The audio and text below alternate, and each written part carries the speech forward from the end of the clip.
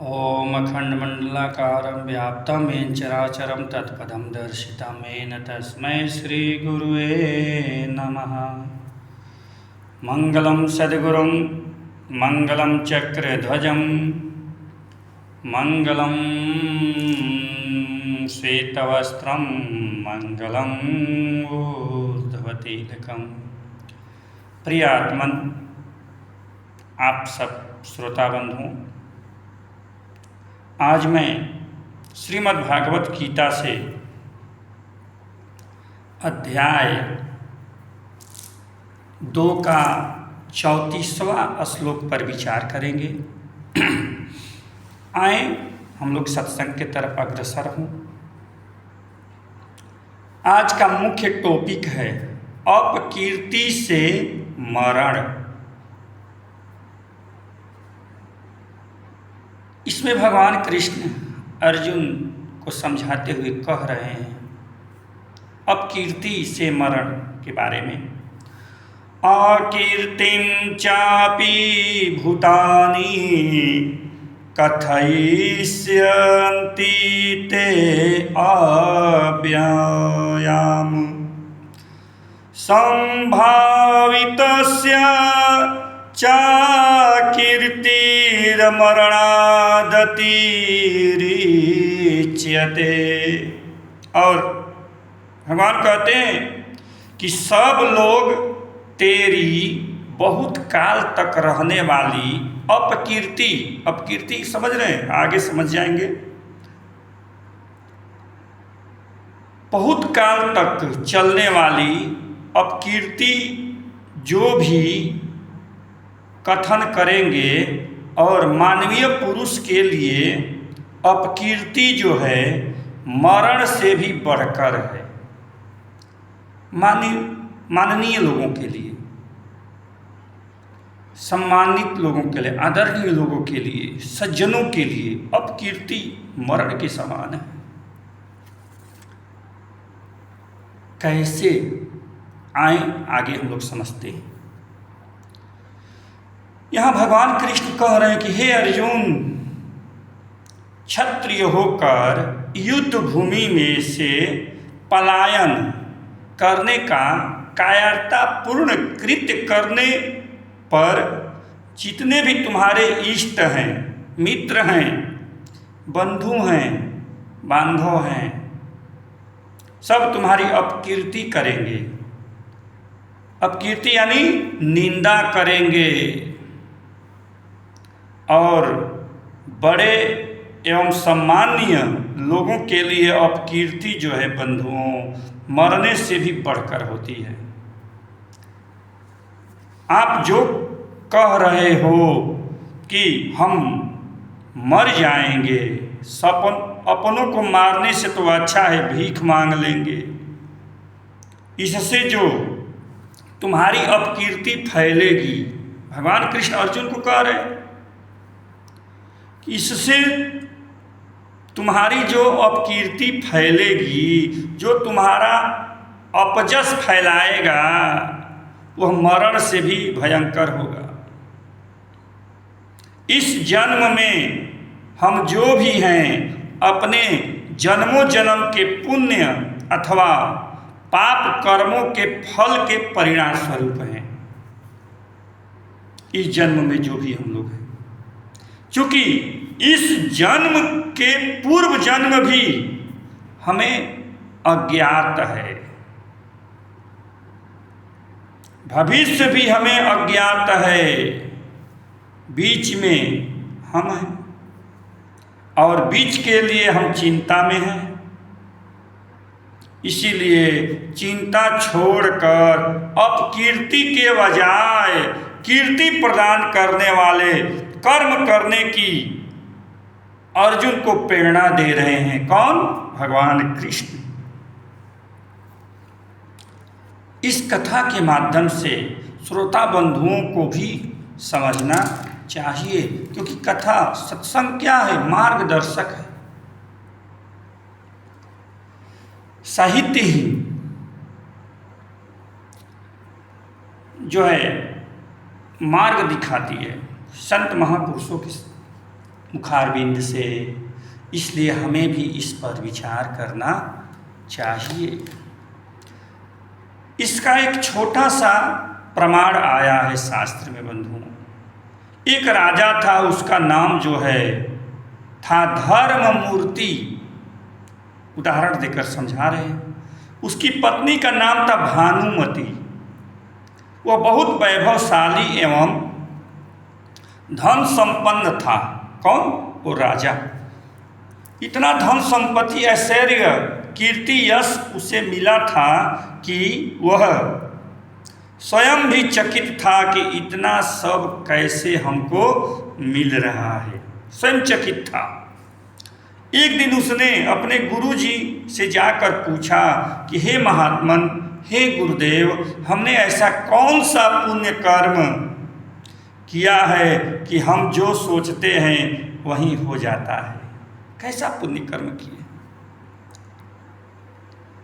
राज्य में भी सब सुखी हैं, यश, कीर्ति, धर्म फैला हुआ है। गुरुजी ने कहा, राजन, यह आप जाकर वशिष्ठ जी से पूछिए। राजा ने वशिष्ठ जी से जाकर पूछा। वे बोले, राजन, आप पिछले जन्म में एक मजदूर था। राजन, तुम एक मजदूर था। एक सेठ जो जनहित में तालाब बनवा रहा था, खुदवा रहा था। पहले के लोग तालाब कुआं खुदवाते थे। तो तालाब वो सेठ खुदवा रहा था, निष्काम सेवा कर रहा था।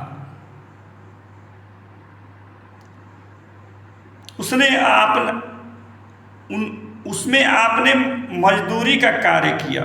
मजदूर का कार्य किया ना। जब आपको मजदूरी दी जाने लगी तो आपने सेठ से कहा कि हे सेठ जी, आप तो दान भी करते हैं और इतना बड़ा तालाब अपने हित के लिए नहीं, पशु पक्षी एवं जनसाधारण के लिए, मनुष्य के हित के लिए बनवा रहे हैं। बड़ा पुण्य का काम कर रहे हैं सेठ जी। हमारी मजदूरी भी आप इसी तालाब में लगा दीजिए। सोचिए, वो मजदूर तालाब में लगा दीजिए।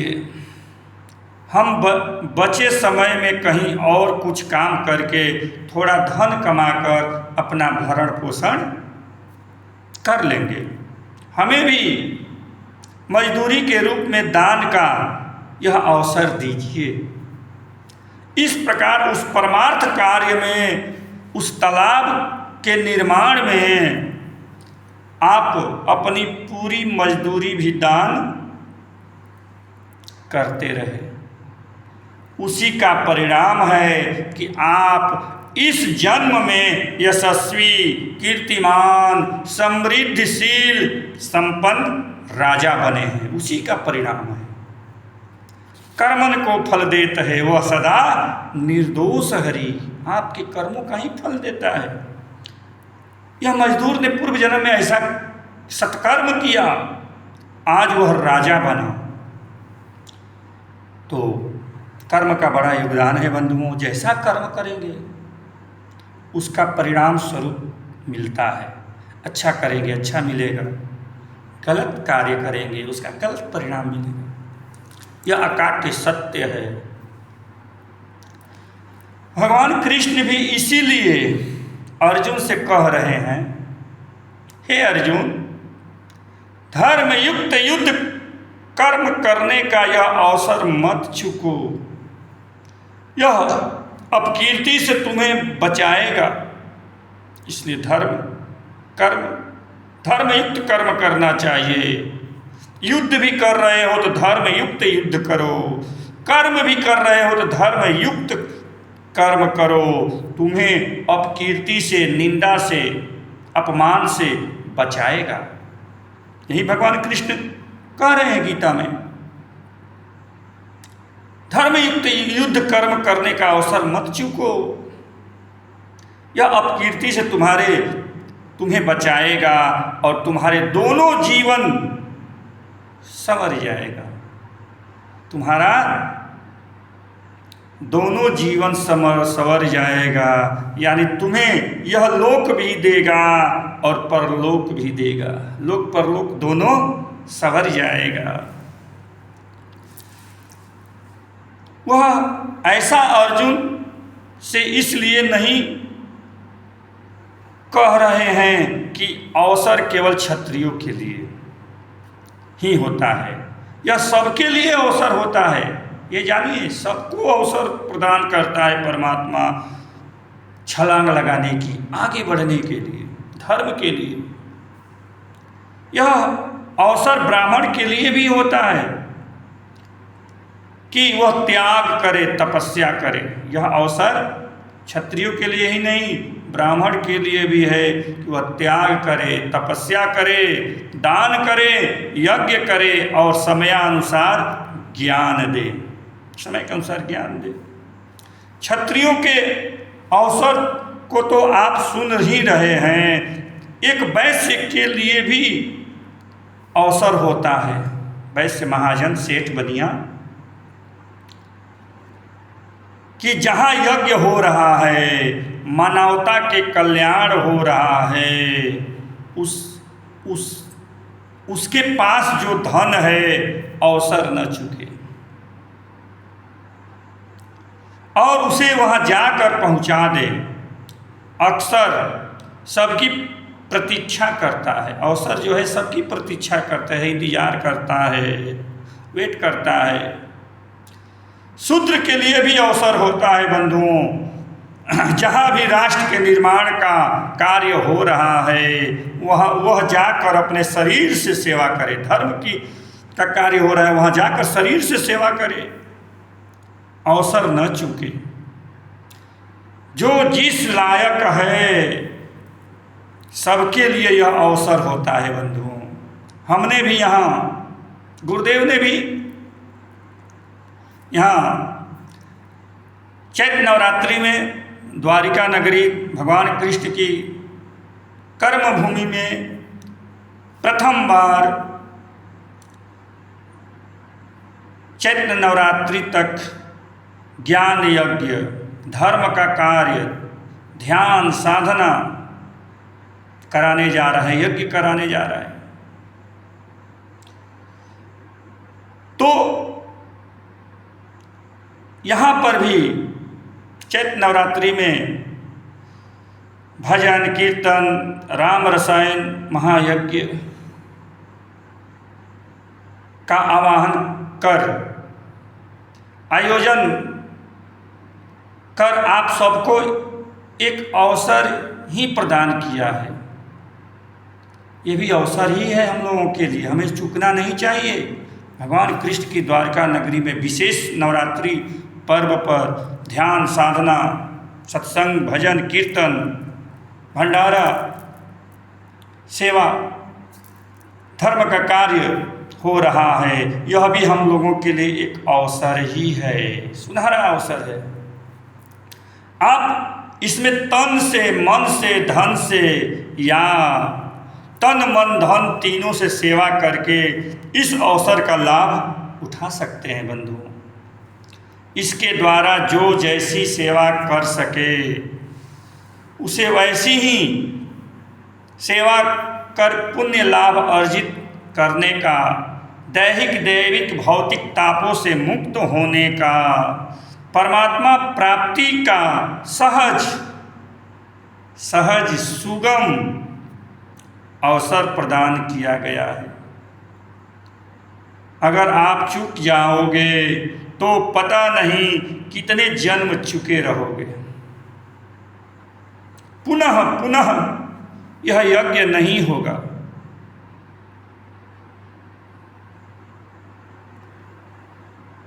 यह बार बार नहीं होगा। यह अवसर समय का सद्गुरु ही प्रदान करता है। कृष्ण कह रहे हैं अर्जुन से कि तुम्हें यह अवसर दे दिया गया है अर्जुन।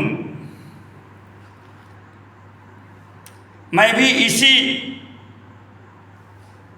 भी यही कह रहा हूँ। अब इसका लाभ उठाना या न उठाना दोनों आपके हाथ में है बंधुओं।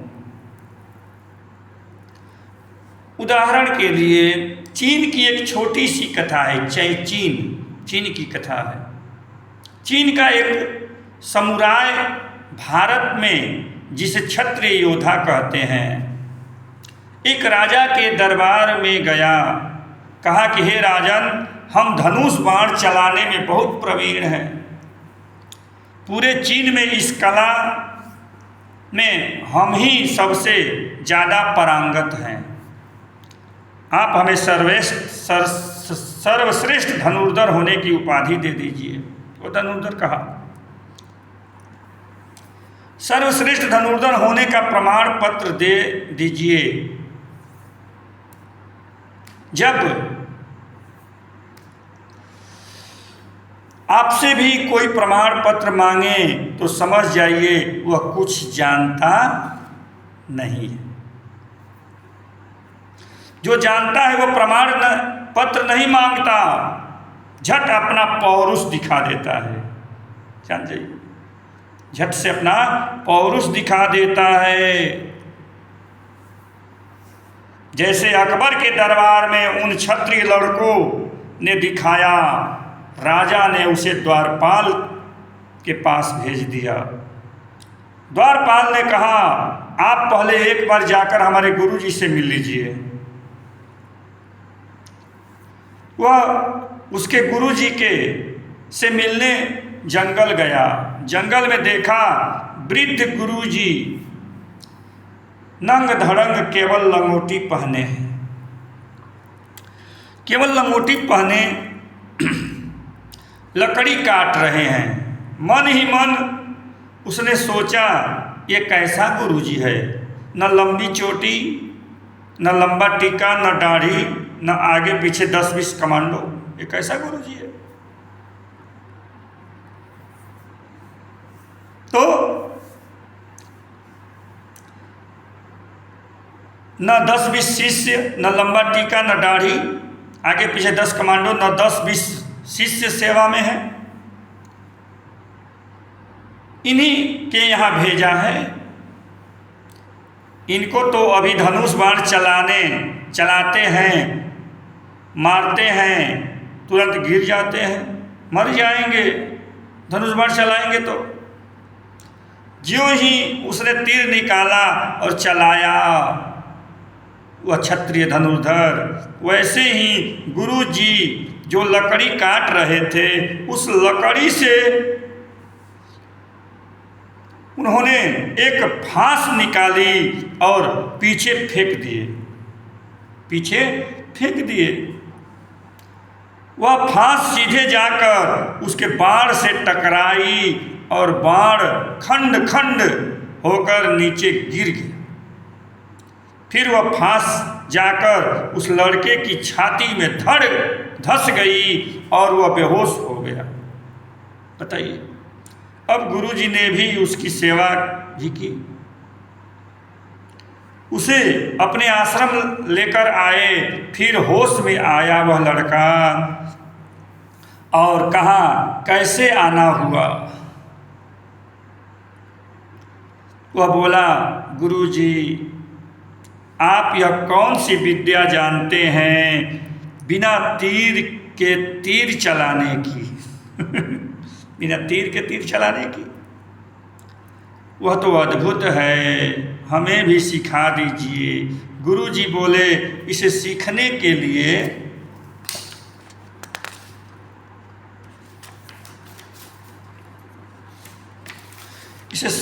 लिए तुम्हें यहाँ रहना होगा, तब न सीखेगा। वह उसके यहाँ 3 वर्ष रहा, सीखा। एक दिन पूछा कि गुरुजी अब हम सीख गए ना। गुरुजी बोले, बस 10% सीखा है बच्चा। वह हैरान हुआ कि 3 वर्षों में केवल 10% ही सीखा। इस तरह तो सीखते सीखते सारा जीवन ही निकल जाएगा। हम सर्वश्रेष्ठ धनुर्धर बन ही नहीं पाएंगे, क्यों न हम गुरु जी को ही मार दें। तो ये देखिए भावना, गुरु जी को ही क्यों न मार दें। जब कोई चुनौती देने वाला ही नहीं रहेगा तो जितना सीख चुके हैं उसी से अपने आप को राजा के दरबार में सर्वश्रेष्ठ धनुर्धर साबित कर देंगे।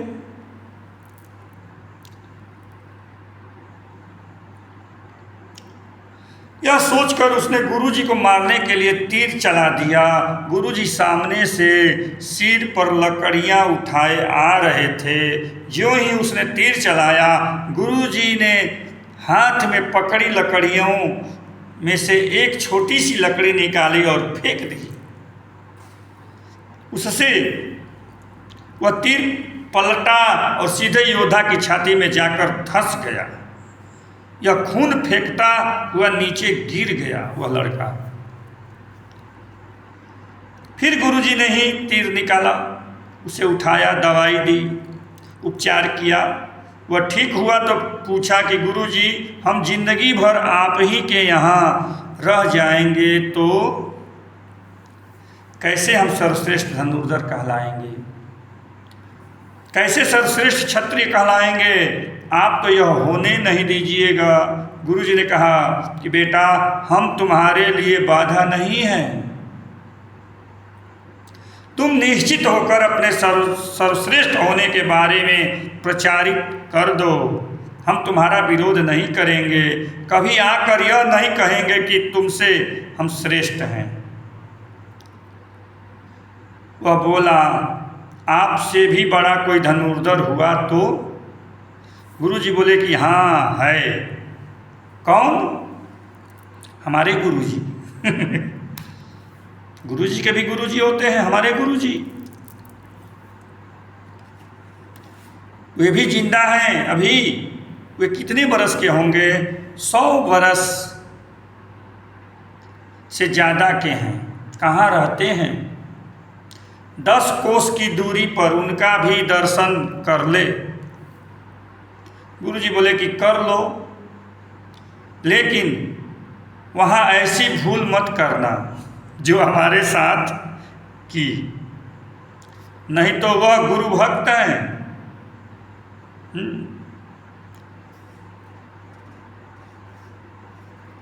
मेरे साथ जो तुमने किया वैसा काम मत करना, नहीं तो हम गुरु भक्त हैं।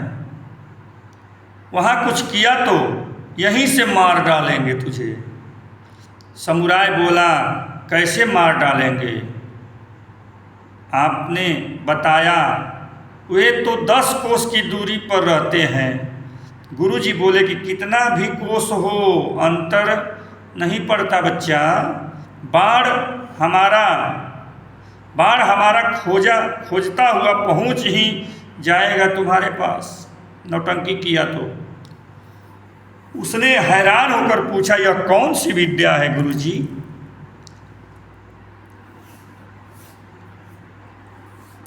गुरुजी बोले कि शब्द विद्या है।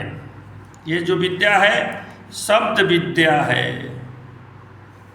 वह गुरुजी से सीखने पर ही आती है। समुराय डरते डरते उनके गुरुजी के यहाँ गया, दंड प्रणाम किया। शब्द बाण, आप कहीं भी छिपे रहो, गलती करके आप कहीं भी छिपा रहेगा। शब्द विद्या एक ऐसी विद्या है कि तुझे मार गिराएगी किसी न किसी माध्यम से। शब्द विद्या गुरुजी से सीखी जाती है। समुराय डरते डरते गुरुजी के यहाँ पहुँचे गया, दंड प्रणाम किया। वे भी लंगोटी पहने हुए थे, उनके गुरुजी भी। झुककर चलते थे। उन्होंने पूछा कि तुम कौन हो बेटा?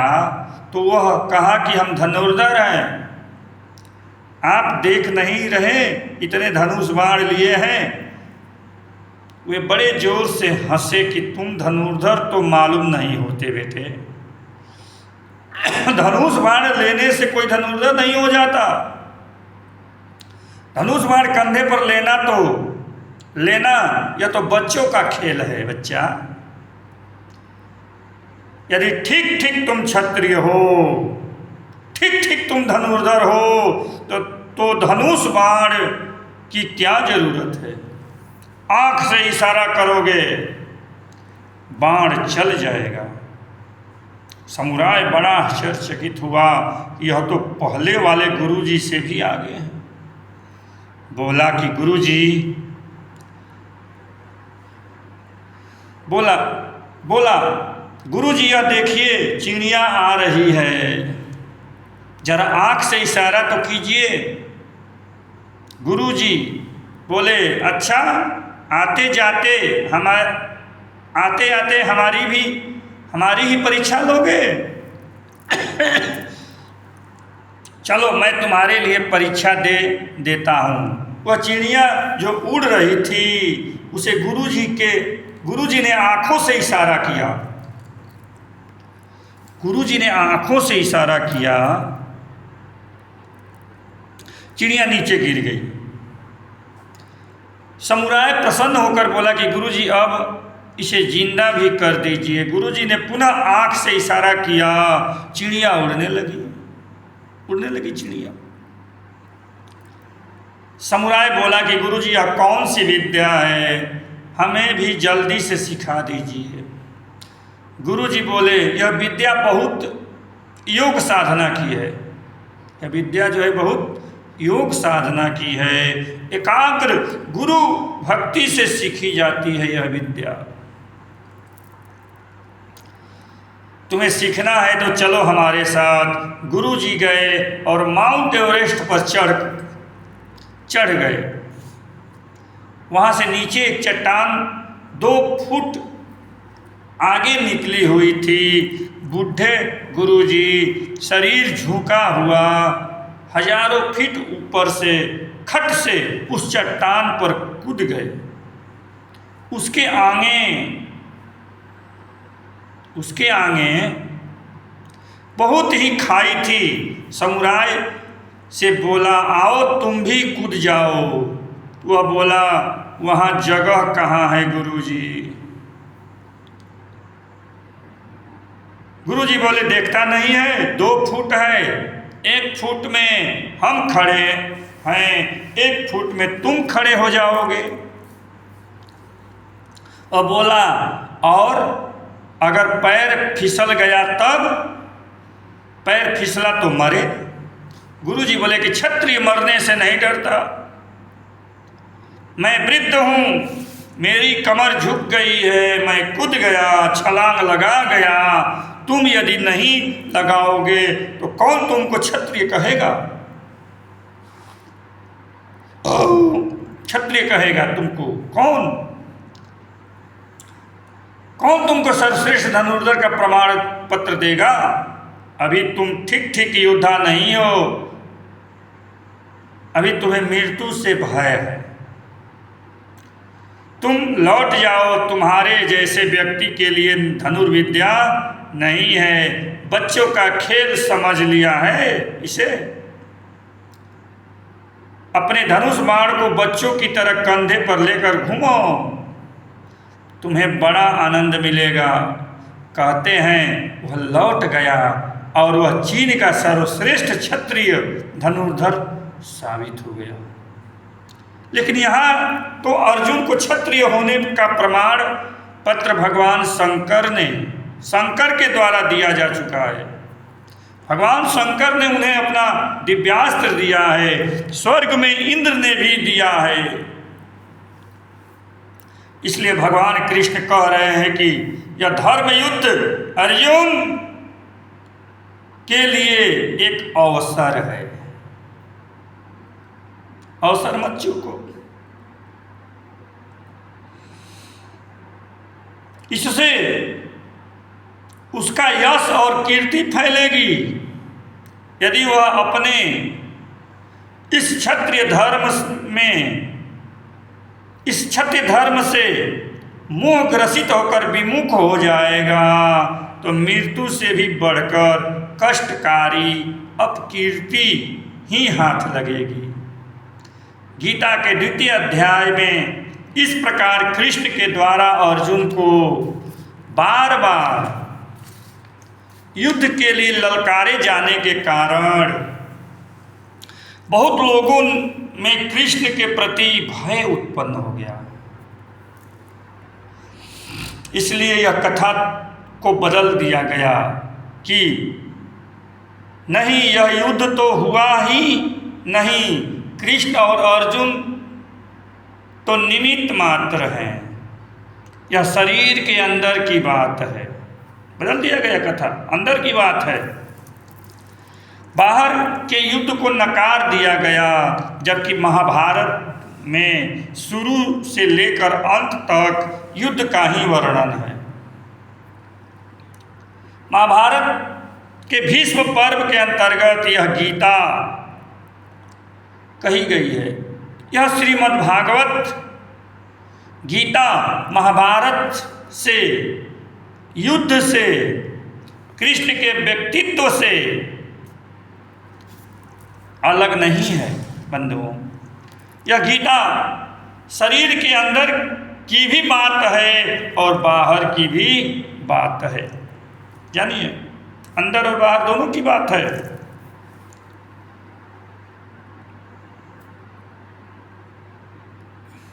बाहर के युद्ध को नकार दिया गया, जबकि महाभारत, देखिए दोनों, यह गीता शरीर के अंदर की भी बात है और बाहर की भी बात है। अंदर की बात जब तुम करते हो तो तब तुम ब्राह्मण हो। ब्राह्मण अंदर की बात करता है, ज्ञान की बात करता है, लेकिन तुम नहीं जानते हो कि एक ब्राह्मण ऐसा भी हुआ है भारत में, चाणक्य, जिसने अंदर और बाहर दोनों की बात की है। अंदर और बाहर दोनों की बात की है बंधुओं। बौद्ध काल में चाणक्य ने राजा नंद से कहा, बौद्ध काल, जिस समय बुद्ध थे उसको बौद्ध काल बोला जाता है। बौद्ध काल में चाणक्य ने राजा नंद से कहा कि मैं नहीं कर रहा हूं, आप इन बौद्धिस्टों को हटा दे, लेकिन कुछ ब्राह्मणों को रखें, कुछ जो अस्त्र शस्त्र विद्या सिखावे, कुछ क्षत्रिय तैयार करें। जब तक क्षत्रिय तैयार नहीं होंगे, ब्राह्मण अस्त्र शस्त्र की विद्या का प्रशिक्षण नहीं देंगे, तब तक इस राष्ट्र का कल्याण नहीं होगा, इस राष्ट्र की रक्षा नहीं होगी। यह चाणक्य ने कहा था, चाणक्य कहे थे, और इस पर नंद ने कठोरता से अमल नहीं किया अमल। बौद्ध काल में भगवान बुद्ध ने ज्ञान की बात कहकर क्षत्रियों से हथियार रखवा दिए, अस्त्र शस्त्र रखवा दिए, उसे भिक्षुक बना दिया। महावीर ने भी उन्हें भिक्षुक बना दिया, क्योंकि दोनों, बुद्ध और महावीर दोनों समकालीन हैं। सभी क्षत्रियों को बौद्ध भिक्षुक बना दिया, भिक्षा कटोरा पकड़ा दिया भीख मांगने के लिए, अस्त्र फेंकवा दिया, त्याग करवा दिया। लगभग 1200 वर्ष बाद, समझिए, लगभग 1200 वर्ष बाद 8वीं शताब्दी में शंकराचार्य आए। 1200 बाद उन्होंने भी बुद्ध महावीर की तरह लोगों को भिक्षुक बनाया। बुद्ध ने तो कह दिया जगत शून्य है, इन्होंने भी कह दिया जगत मिथ्या, ब्रह्म सत्यम, जगत मिथ्या है, झूठा है, यह तो छाया की तरह है, यहाँ क्या तुम कामना कर सकते हो। जगत के मिथ्यावाद को उन्होंने इतना प्रचारित कर दिया कि यहाँ कुछ किया ही नहीं जा सकता, रहा नहीं जा सकता। ठीक ठीक अंधो, ठीक ठीक यह अद्वैतवाद फैला है। वैसे वैसे हमारे देश में मुसलमानों का जाल फैला है। भारतीय कहते रहे कि हम आत्मा हैं, हम पर कोई राज नहीं कर सकता है, आत्मा मारी ही नहीं जा सकती है, यह जगत मिथ्या है, ब्रह्म ही सत्य है। बताइए, ब्रह्मवाद रटते रहे, ब्रह्म को खोजते रहे और मुसलमान तुम्हारे पूरे भारत में फैल गए। 8वीं से 18वीं शताब्दी तक मुसलमानों ने तुम्हारी छाती पर बैठकर राज्य किया। 1000 वर्ष तुम पर शासन किया। उसके बाद 200 वर्ष अंग्रेजों ने आकर शासन किया। इसमें कहीं न कहीं बुद्ध, महावीर और शंकराचार्य की बहुत भूमिका है कि हमारा देश गुलाम रहा हजारों वर्ष तक। इसलिए हमने आपको बताया कि ब्रह्म सत्यम, हमारे गुरु जी कहते हैं, सदगुरु स्वामी किशनानंद जी महाराज कहते हैं कि ब्रह्म सत्यम जगत मपि सत्यम सापेक्षकम। ब्रह्म के सापेक्ष में यह जगत भी सत्य है। जगत में तुम्हारी समृद्धि और उन्नति करने के लिए जो भगवान कृष्ण कह रहे हैं कि हे अर्जुन, धर्म युद्ध से पलायन करने पर तुम्हारी अपकीर्ति होगी, अपजस फैलेगा। मैं भी वही कह रहा हूँ कि जब तुम्हारा देश गुलाम हो जाएगा, पुनः चीन के दलदल में फंस जाएगा, तो तुम्हारी भी अपकीर्ति होगी, अपजस होगा। इसलिए तुम लोगों को भी जरूरत पड़ने पर क्षत्रिय बनकर धनुष उठा ही लेना होगा। धन्यवाद। भगवान कृष्ण ने यहाँ अर्जुन को समझाए, धर्म युद्ध कर, पलायन मत हो कायरों की तरह, अपकीर्ति फैलेगी, तुम्हारी अपमान होगा। और अपमान बंधुओं मरने से भी बढ़कर दुख देता है। इसलिए हम अपमानित वाला कार्य न करें, अपकीर्ति वाला कार्य न करें। हम सभी धर्मयुक्त कार्य करें, जिससे यह लोक भी संवर जाए और परलोक भी संवर जाए। बस आज इतना ही। धन्यवाद। हरिओम। बोलिए सद्गुरु गुरुदेव भगवान की जय। सभी श्रोता बंधुओं की जय। द्वारिकाधीश की जय। हर हर महादेव।